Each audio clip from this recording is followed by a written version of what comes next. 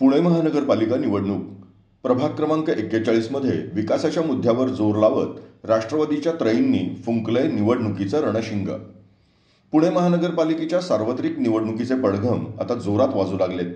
प्रभाग क्रमांक 41 महम्मदवाडी उंडरी या प्रभागातील परिसराच्या सर्वांगीण विकासासाठी राष्ट्रवादी काँग्रेस पार्टी अजितदादा पवार गटाकडून 3 दमदार उमेदवार मैदानात उतरत आहेत.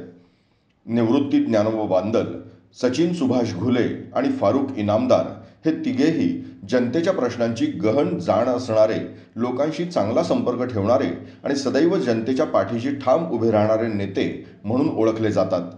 या गटाचे या परिसरात चांगलेच प्राबल्य असून ते विकासाच्या मुद्द्यावर जोर देत निवडणूक लढवण्याच्या तयारीला लागलेत.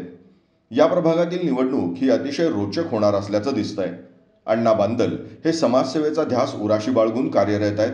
त्यांचं कार्य हाच त्यांचा परिचय आणि प्रयत्न हीच त्यांची ओळख आहे.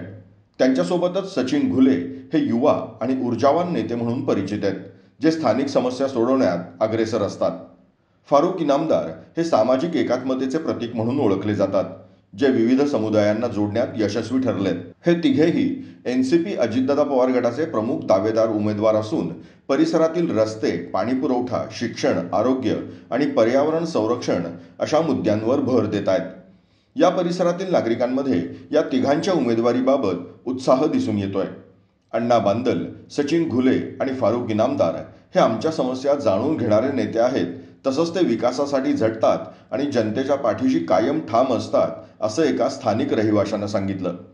NCP अजितदादा पवार गटाचे या भागातील मजबूत पाठबळ लक्षात घेता हे उमेदवार विजयी होण्याची शक्यता जास्त आहे.